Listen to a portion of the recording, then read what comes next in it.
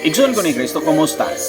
Salamat sa inyong padayon nga pagsunod sa atong mga recorded video niinhi sa Seeking Her Grace Ministry. Igsoon ko sa Dios, salamat usab sa imuhang commitment nga mudugang sa pagpalalom sa pagsabot mahitungod sa mga kamaturan gamit ang prinsipyo sa dispensasyonal nga pagtuon. Kung kini nga video mahimong panalangin sa imuhang ginabuhi, ayaw pagpanuko sa pagpaambit niini ngadto sa uban.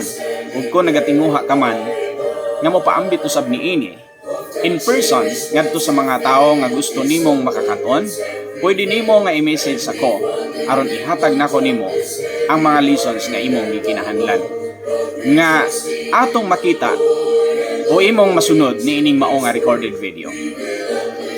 Now, mga igsoon ko sa Dios, ang tinuod nga estudyante sa Biblia, usa ka dispensationalist.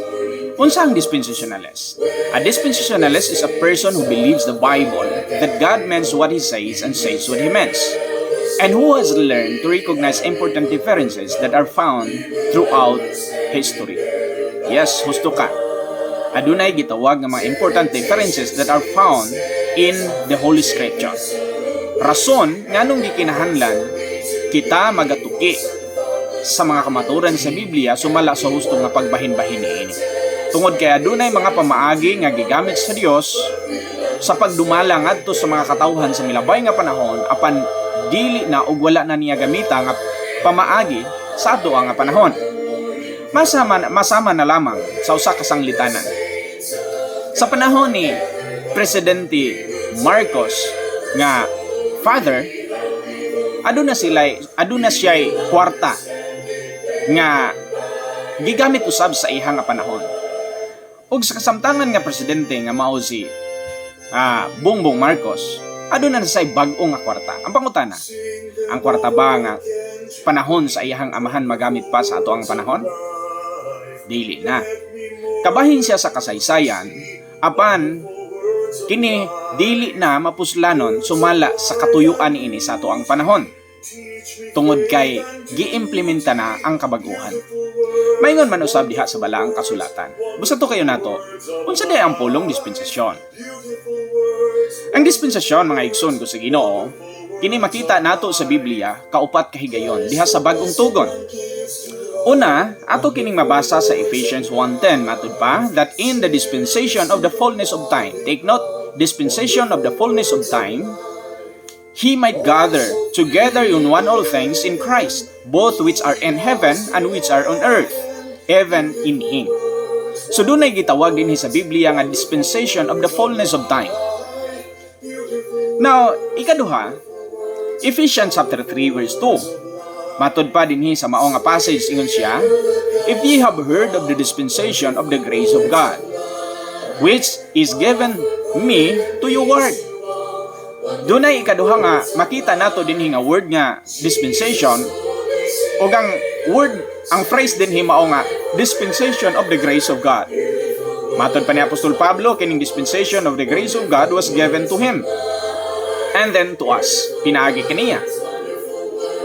Now, ikadulo, makita nato sa 1 Corinthians chapter 9 verse 17. Matud pa sa mao nga passage, ingon siya, for if I do these things willingly, I have a reward.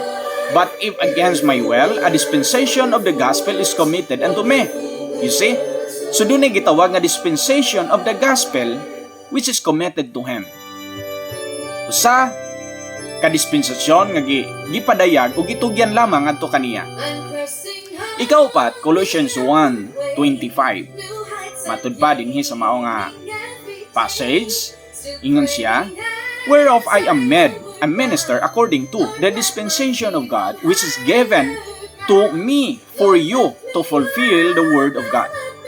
Kung atong makita mga igsoon ko sa Ginoo, atong nabantayan, ang gihisgutan ni Apostol Pablo nga dispensasyon, kini gipadayag lamang adto kaniya. Sa Ephesians 3:2 miingon siya, ang dispensation of the grace of God was given to him.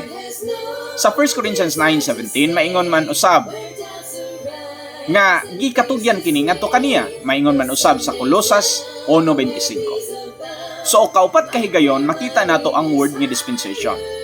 Ang Greek word for dispensation is the same Greek word that is translated by the word steward in Luke 16:2 to 4.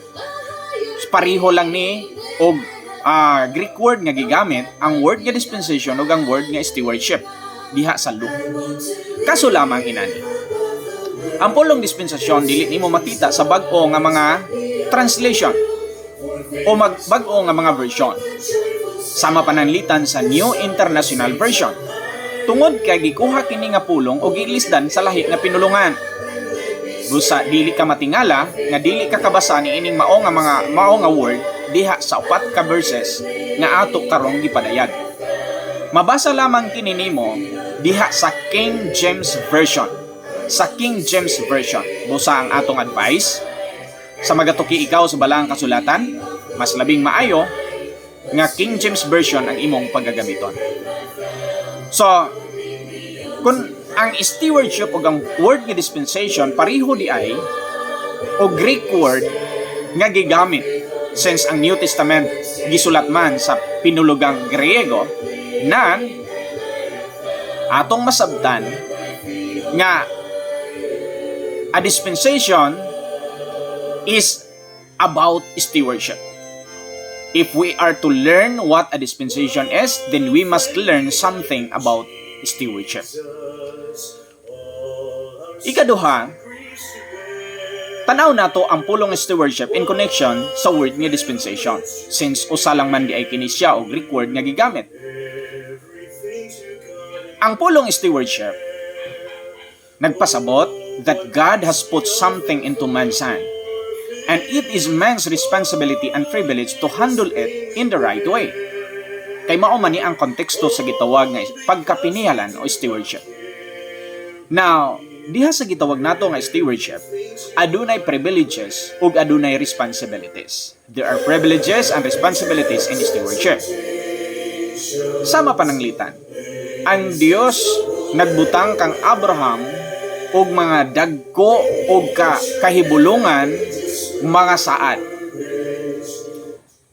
That's a privilege nga gihatag sa Dios ngadto kaniya. Genesis chapter 12 verse 1 up to 3 and other verses nga makita nato sa Bible. God put into Moses' hand a set of holy laws and commandments. Mao ni ang iyahang gitawag nga stewardship. Exodus chapter 19 up to chapter 21. God put into Paul's hand a new understanding of the matchless grace. Ephesians chapter 3. So remember, each believer has the joy and duty of handling whatever God has put into his hand. This is what stewardship is all about. Mauni ang gipasabot sa Biblia nga stewardship. Ikaduha, stewardship may be compared to a person who has been given a job. Kumingon ganit ang stewardship, usa kini ka sanglitanan sa usa ka tawo, mahulagway nato ni siya sa usa ka tawo nga gihatagan siya og usa ka buluhaton, usa ka trabaho. Kini nga trabaho adunay privileges ug adunay responsibilities. Ang tag-iya nga maoy nagsugo kaniya, nag-expect gikan sa iyahang gipialan. Og ang expectation sa owner mao nga makaplagan siya nga faithful. The owner will expect that the steward must carry faithfully carry out his duty or your duty and to handle rightly whatever has been placed in your hands. Mao na ang gipasabot sa word, mao na ang konteksto sa word nga stewardship. Pangutana unsay gikinahanglan diha sa gitawag nga stewardship? Usa lang. Steward is a household manager. Yes. Siya ang nagalantaw sa gipiyal nga mga propiedad diha kaniya ug busa siya usab ang mag-aamuman niini. To be found faithful is the only requirement. Matud pa sa 1 Corinto 4:2. It is required for a steward to be found faithful. Usa lang ang requirement igsoon ko sa Dios. Faithfulness. A steward is the manager of the house, but take note, he is not the owner of the house. Dili siya tag-iya. Gipiyalan lang. Now, ang Greek word nga gisgutan nato kaganin yang usa lang ka Greek word nga gigamit sa word nga dispensation o sa stewardship is kini nga word, oikonomia. Ang Greek word nga oikonomia, duha ka word sa Griego nga gi-combine. Oikos, nomos. Oikos nagpasabot sa panimalay o sa balay. Nomos nagpasabot sa balaod. Oikonomia means the law of the house or house law. Pangutana, doon na ba'y pamalaod sa panimalay?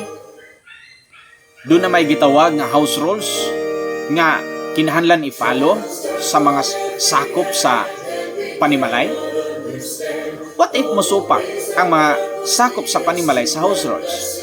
Dili ba siya magka-problema niini? Of course. Magka-problema siya tungod kay ang nag-implement sa balaod or sa pamalaod kinahanglan makaplaga niya nga nagsunod ang mga gipatuman niini. Now, dunay tulo ka mga butang na involved sa gitawag nga stewardship. The Lord of the house. Ug ang Lord of the house, siya ang nagahanay og mga balaod. He sets forth obligation, responsibilities, and privileges. The Lord of the house is God. Hebrews 3:4. He is the Most High God, the Lord of heaven and earth. Genesis 14:19 and verse 22. Ikaduha, nag-involve ang dispensation, which is stewardship, sa gitawag nga steward. Kung doon ay Lord of the house, then doon na siya piniyalan. The one who has been made responsible. He is in charge over certain things or responsible to do certain things para sa ihang master. Now, ikatulo, a steward must follow the house rules. Kung siya ang gitudlo nga mahimong piniyalan, kinahanglang mutuman siya sa pamalaod nga gipatuman. Remember, if the steward fails to follow this house rules, then he will be in trouble. Mankind is God's steward. Matod pa sa Titus chapter 1 verse 7, 1 Corinthians 4:1 and 2, and 1 Peter 4:10. Ikatulo mga igsoon ko sa Ginoo. Ikaupat, God has different house rules. God ruled His house in different ways at different times. This means that God's house rules has not always been the same. Ang pamaagi sa Dios, which is gitawag nga house rules or dispensation, wala nagpabiling maura gikan kani adto og hantod karon. Sama pananglitan. Si Noah, si Adam, si Abraham, si Moses ug si Apostol Pablo, nabuhi sila under sa same God. But they all live under different house rules. Dili man nagsama ang house rules nga ilahang gituman. Now, kung dunay different house rules na nagpasabot kini nga dunay different dispensations. Dunay lahi-lahi nga mga dispensasyon diha sa balaang kasulatan. So example of different sets of rules, tan-aw nato ang mga sanglitanan. Ibutang ta, adunay usa ka amahan nga aduna siya anak nga 10-year-old, adunay 15-year-old ug adunay 20-year-old. Ang 10-year-old giingnan niya, you must obey. You must not disobey your parents. You must obey. You must honor and respect your parents. You must not lie, you must not steal, etc. And you can stay outside of the house up until 7:30 p.m. Kinahanglan 7:30 na nakasulod sa panimalay. Do na kay jutay lang nga weekly allowance kay bata ka pa man. Do na kay mga kinahanglang sundon mao ni imong mga trabahoon. Pero dili ka pwedeng mo drive og sakyanan. Ang 15-year-old mao gihapon giingnan niya. Dili ka mo disobey sa imong parents, kinahanglan i-honor nimo, i-respect nimo ang imong parents, dili ka mamakak, mangawat o uban pa. Kinahanglan pwede kang makastay outside since 15-year-old na ka og basin adunay mga assignment nga gikinahanglan nga kauban ang imong mga classmates up to 9 p.m. Doon na kay mas dako-dako nga allowance and has more homework roles. Pero dili ka makadrive og sakyanan. Ang 20-year-old nga lalaki mausab. Dili ka mo disobey sa imong parents, kinahanglan imong tahuron ang imong ginikanan, mo respeto ka, dili ka mamakak, dili ka mangawat uban pa. Pero wala kay open ang imong bedtime role tungod kay basin og napaka sa trabaho ni ining panahon. Wala kay allowance tungod kay nagsweldo ka naman. No homework roles, but you have a privilege of driving a car. So kini mga example sa gitawag natog house roles. Do you see some things that are the same for all three of the boys? Why is this so? Do you see some things change as a person gets older? Why is this so? Ngano kahangan dunay nagpabiling maura o dunay nausab sa mga house roles nga gipatuman depende sa edad. Ang aplikasyon mao ni tinuod usab kini diha sa gitawag nga dispensasyon sa Dios. We have the same God but different believers born at different times. There are some roles and privileges which remain the same, and there are some roles and privileges that are new or different. Dunay na usab igsoon ko sa Dios. Kung pangutana, doon na pa ba kay gituman gihapon nga wala na gipatuman sa Dios na ining panahon na? Basig na pakyas baya ka. Tungod niya na, I challenge you to study deeper. Learn how to rightly divide the word of truth. Now, tanaw na to diha sa Biblia ang mga tao nga nabuhi sa lahi-lahi nga dispensasyon. Doon na ba'y nausab? Si Noah nabuhi after the flood. Had privilege and responsibility of believing what God had said. Had the privilege of walking with God, Genesis 6:9. He had the responsibility of obeying God, Hebrews 11:7. Unya, sa iya nga panahon, ang murderer, pagapatyon, Genesis 9:6. Pero, doon na sila'y kaakuhan sa tubangan sa Dios. Animals should be sacrificed, Genesis 8:20. Now, sa iya nga panahon, wala si sulti nga ikep niya ang sabat. O wala si sulti nga kinahanglan niyang i-circumcise ang iyang bata nga lalaki. O kaha magpabautismo sa ingon nga magtutuo sa Dios. Wala kini gisulti ngadto kaniya. Si David ilalom sa balaod nga gihatag sa Dios ngadto kang Moses. Dunay susama nga responsibilidad sama kang Noah. Had the responsibility of obeying, Deuteronomy chapter 8. O ang murderer sa iya nga panahon mao gihapon pagapatyon, Exodus 21:12. Maghalad sila og mga halad sakripisyo nga mga mananap. Pero ang Dios nagsulti kaniya nga kinahanglan si David magabalaan sa adlaw igpapahulay o gikinahanglan tulion ang bata nga lalaki. Now si Apostol Pablo ang magtutuo sa ato nga panahon. Doon na sa privilege and responsibility of believing what God had said. Sama kang Noah, sama kang David, ug sa uban pang mga magtutuo. Had the privilege of walking with God.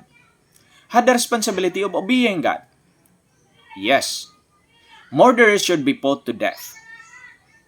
Romans 13:1-4. Doon na gihapoy pamalaod ni ana. Pero ang paghalad og sakripisyo nga mananap kini wala na gisugo sa Dios. God did not tell him to keep the Sabbath or circumcise male children. Wala kini gisulti. Gani wala si sulti nga ihang pagabautismoan ang mga nakabig niya matud pa sa 1 Corinthians 1:14 o 17. So, dunay pagkausab sa dispensasyon kaniadto kun ang karon kun itandi nato sa dispensasyon sa milabay. Question: do you see certain things that remain the same for each of these men? Doon na ba'y nagpabilin nga house role? Ngano ka? Do you see certain things that change or are different? Why is this so? Ngano ang pong doon na may nausap? Ikatulo mga igsoon ko sa Ginoo, sets of people who live under the same sets of role. Joshua, David, and Isaiah live under the same set of house roles. Kung imong tanawon si Joshua, si David ug sa Isaiah, pariho nga roles ang ilahang gisunod. Nagpasabot kini that they live during the same dispensation. and that is the dispensation of the law. The house rules and privileges that belong to them were spelled out in the law of Moses. Ikaduha, Paul, Timothy, and Titus all live under the same house rules. The house rules and privileges that belong to these men are found in 13 epistles of the Apostle Paul. So kung gusto nimong makatunan unsa ang house rules karon, tan-awa ang 13 ka libro nga gisulat ni Apostol Pablo. The rule of God has been operative throughout all dispensation. Gikan sa pagsugod sa tao hangtod sa katapusan. Doon na gipatuman ang Dios nga house rules. But God supremely manifested when Christ Himself rules over the nations from the throne of David in Jerusalem. God's role will continue in the eternal state. Its dispensation is a period in which God had different house rules and privileges. So, usbon nako, ang kahulugan sa gitawag nga dispensation is law of the house or house rules nga gipatuman sa Dios. So kay doon na may lain-lain nga house rules, nagpasabot doon na lain-lain nga dispensasyon nga gipatuman sa Dios diha sa balang kasulatan. Ug sa matag dispensasyon, ang Dios nagapadayag og mga kamatuoran and more light than was given in the previous dispensation. Kanunay siyang nagahatag og bag-o nga mga revelasyon. Thus, throughout history, there is a progress of revelation. God's truth is gradually and progressively revealed. Inanay nga kini gipadayag sa Dios. So sa katapusan, true student of the Bible is a dispensationalist. So kung tinuod ka nga nagatuon sa Biblia, then I expect you to be a dispensationalist. Nagatuon ka sa balang kasulatan gamit ang prinsipyo sa husto nga pagbahin-bahin sa kamaturan, pulong sa kamaturan, sumala sa house rules nga gipatuman sa Dios diha sa balang kasulatan. A dispensationalist is one who believes that God means what He says and what He meant, and says what He means, and that it is the responsibility of every believer to humbly take God at His word. Dalaygon ng Dios ug maayong adlaw kaninyong tanan.